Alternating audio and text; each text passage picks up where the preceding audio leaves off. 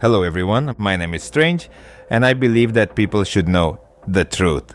When we started our project, we promised ourselves and each other to publish only verified and rechecked data, not to delve into reasoning and fantasies. The entire artistic background of our testimonies has been worked out by experienced analysts of our organization.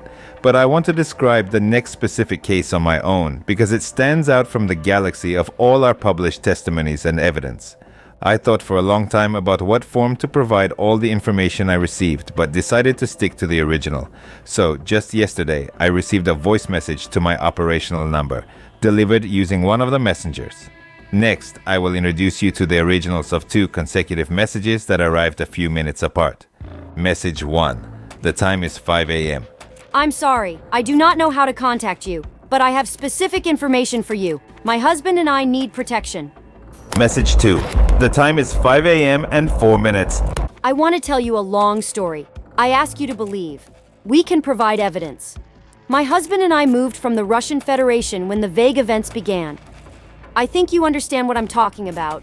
My husband is an IT specialist and is completely unsuited to military service. Of course, a decision appeared for us, to leave for Turkey via Georgia.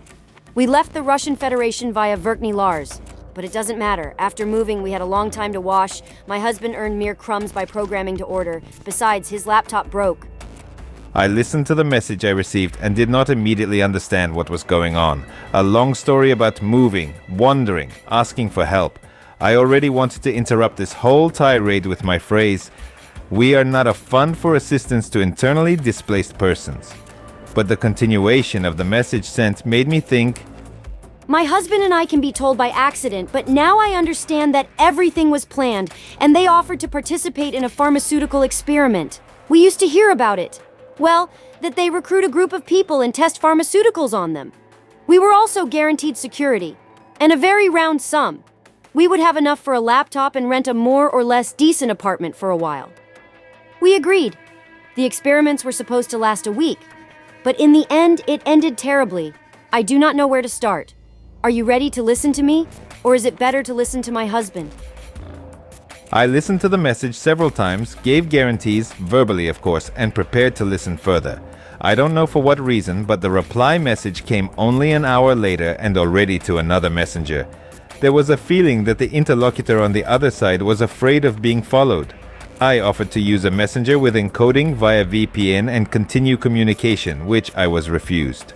Probably trust in me was not at the highest mark either, but nevertheless the dialogue continued. The research was conducted in a clinic outside Ankara. We got there for about 3 hours. The costs were paid for us. I was sent to the box where there were 3 other women, and my husband was taken away separately. All this was stipulated in the contract. They transferred the advance payment to us right away, which was encouraging, at least for me. So, Turkey, one combination began to form in my head that could be turned. One of our operatives is currently in Turkey, a former military special forces soldier to whom we have provided shelter. Transit through Turkey could be delayed somewhat. The operative can be used to verify the data received. However, it was necessary to think about everything, weigh it and make a concrete decision. The operative agent who is in transit through Turkey is experiencing severe post-traumatic syndrome, suffers from hallucinations. In fact, it is used material, but we are obliged to him. Therefore, we agreed to provide him with shelter after receiving the data. This option is worth considering. However, you can use another operative from under your arm and send him to a specific target. Next, the girl talked about the essence of the experiments. Every time I fell asleep and woke up on the operating table. Before that, I was given a pill to drink, which made me lose consciousness almost immediately. They explained to me that this is a normal reaction of the body to the pill that I drink. I'm scared, but I feel like I'm at the bottom of a precipice. My husband advises me to forget everything after all. We got the money, but I can't. I'm sorry. Sobbing, crying. The girl was probably recovering for a few minutes, then another message came. In a dream. Was it anesthesia or drugs? I do not know. I felt like a dilator was inserted into my vagina. Sorry for the details, of course. Understand?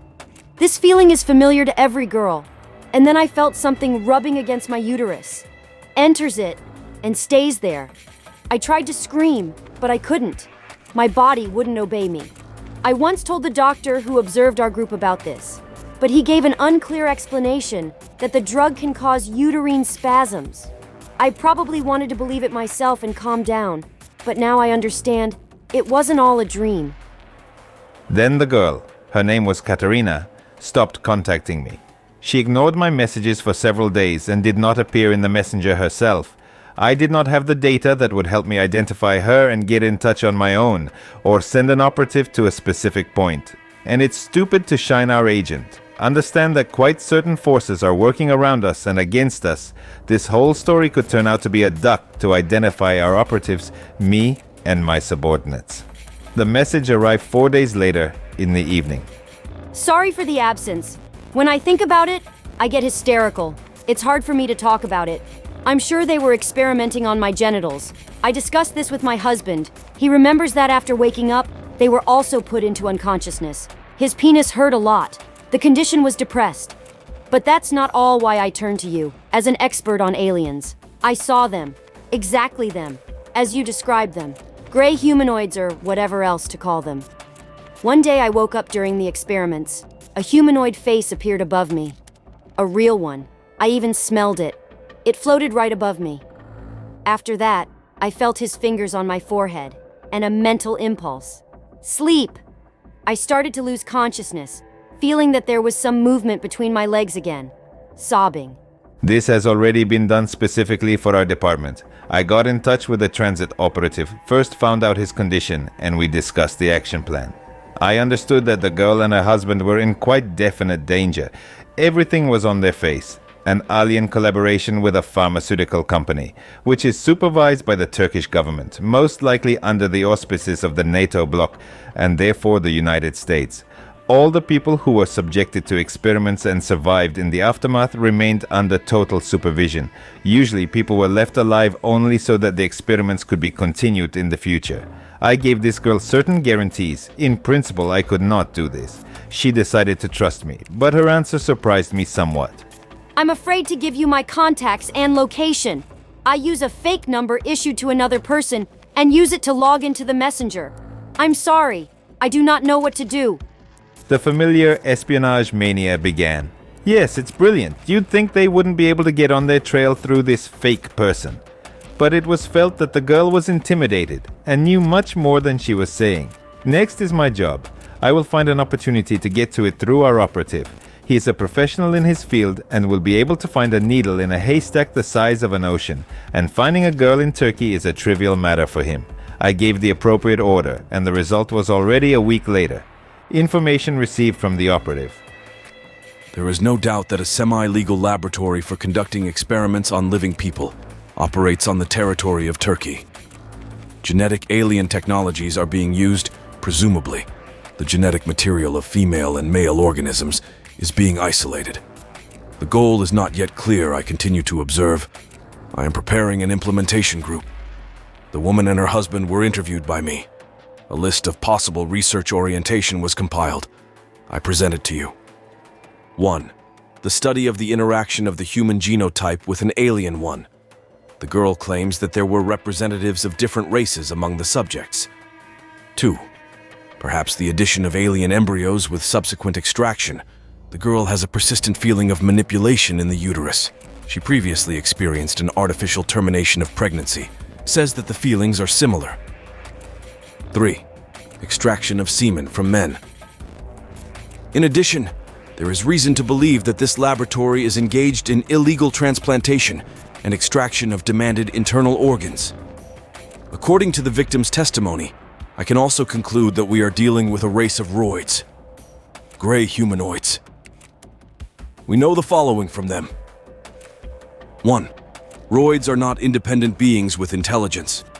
This is a race of biorobots that are controlled by some powerful civilization unknown to us. It may well be that they are related to the Centauri described and investigated by your other analyst. 2. The roids have a stable connection with the U.S. Special Services, which allows us to conclude about specific control by the Special Services of the above-mentioned state. 3. Due to the reason for the departure of a married couple from the Russian Federation, we have blocked the possibility of their return to the Russian Federation and the use of special services. In fact, the Roids have chosen an ideal object that cannot be protected in any way. If your approval is followed, I can provide them with a joint evacuation with me, but I do not know how to use them in the future. The decision is yours. In addition, a thorough medical examination is required, in particular for the injured girl. I cannot conduct an examination in the current conditions. P.S. I cannot guarantee an adequate result due to an unsatisfactory psychological state. Nevertheless, I will try my best. You squeezed me out like a lemon. I eat tranquilizers by the handful and cannot be responsible for my own regular adequacy. In addition, I have discovered surveillance, if possible. Speed up my evacuation and ensure my safety. Otherwise, I cannot guarantee that I will not crack during the interrogations of you-know-who. I finished reading the message from the closed communication channel with our operative. It was a mistake to reuse it. The man is at the limit. After all, we need to carry out a joint evacuation to one of our close bases on the border of Iran and Afghanistan near the Helmand River. Our operative is well familiar with that territory. Everything was planned, but our operative stopped contacting us during the agreed period. Instead of the expected message, a message came from the girl who started all this mess. My husband and I were ready to evacuate, but your employee did not come to the agreed place. We decided to return to the Russian Federation on our own. We don't know how, but we will try. I didn't answer them. I knew that most likely our operative was already dead, and this couple was gonna die in the next few hours or days. Everything is a failure. Subscribe to our channel because this is how we achieve our goal. Let me remind you, my name is Strange, and I believe that people should know the truth.